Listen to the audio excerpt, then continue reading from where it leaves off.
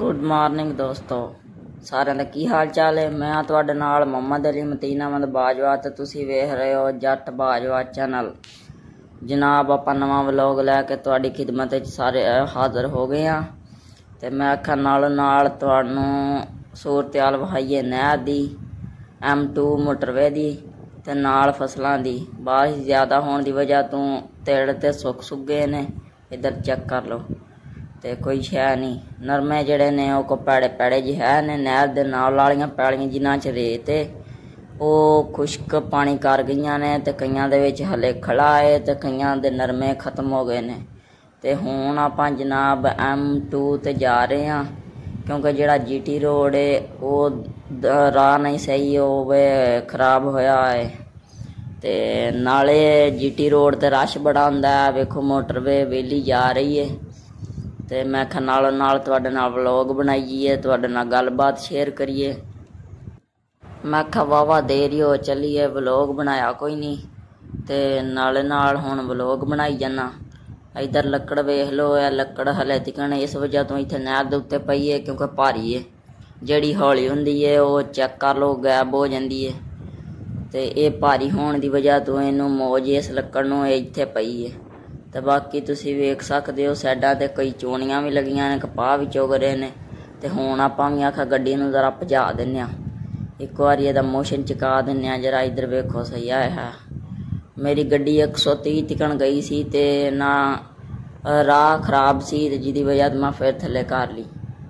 ते हुण वेखो अगों टर्न आ रहा ते साइड ते पट्टी लगी सी। आहिस्ता चलाएं, आगे दाएं तरफ मोड़ है ते अब इत्थों आपां फिर हौली कर लिया सी। इत्थे नाले तुहानूं वेखो जदों ड्रिफ्टिंग वास्ते उन्होंने थां बनाई है। इधर चेक करो, इत्थे लिया के लोग मार्केक्स कमांदे ने, इत्थे भावें 70 कमा लो। इत्थों इंज इंज इंज अगला टायर सज्जे पासे ते खब्बा खब्बले पिछला खब्बे पासे ते इत्थों मिट्टी चकीची सी ते इत्थे वो सामने पासे अपना मोगा है जिहड़ा अपना पानी जांदा तोड़ तिकन। इधर चेक करो, इत्थे आ रहा अपना मोगा, ये पानी घलदा तोड़ तिकन जी। दोस्तों हुण अपनी है पानी की वारी ते आपां खाद खोल रहे हैं। इत्थे ड्रम दे उत्ते खलो रहे हैं, अगे 4 क्यारियां नूं पै गई है। हुण होर खोल लीए ते इधर टूटी चेक कर लो ते हुण मैं जूम इन नहीं कर सकदा कीता। इधर नरमा अपना चेक कर लो। वाह भाई वाह, इंज तो दिसदा ही नहीं है। वेखो ते अपना समान पानी चल रहा। मैं आखा तुहानूं अपडेट दे दिए, व्लॉग नालों नाल बनाई जन्ने। लो जी नहर दे नाल वाली पैली है जिहड़ी आपां तुहानूं अगे भी कदी कदी विखाई होनी।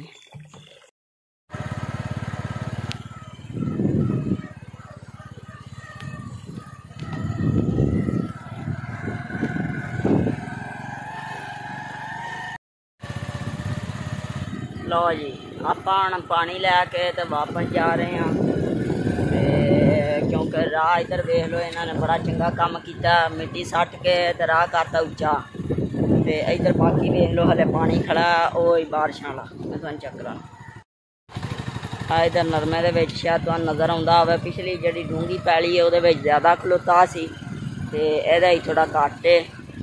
उस तो बाद इधर वेख लो सारी सूरत हाल तुसीं चेक कर लो।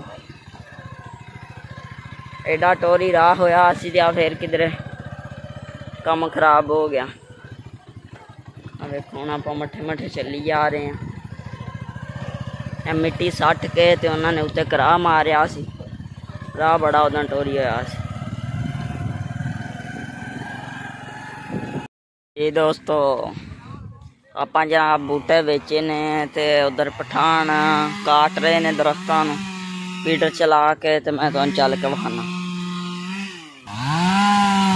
जनाब इधर तुसीं चेक करो बूटे दी तबाहियां लथी जा रही।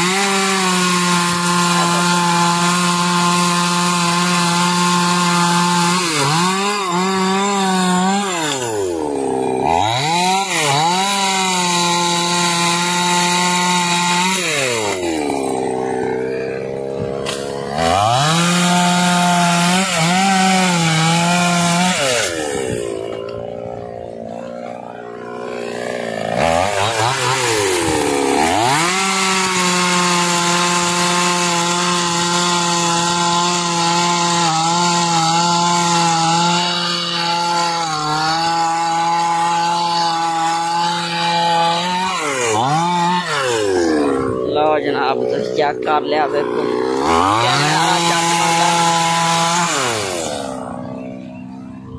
टोटे कर सटी होंदा। आप चेक कर लो कल जिवें बूटे विक रहे सन वो पटीच रहे सन ते वो बेचते ने ते हुण डंगरां नूं वाल के लियाइए ते लिया के इन्हां नूं भी अंदर डकीए ते आपां भी चलने हुण घर हल दी। ते अज दे व्लॉग च दिओ इजाजत। अल्लाह हाफिज़। मिलांगे आपां अगले व्लॉग च। Thanks for watching.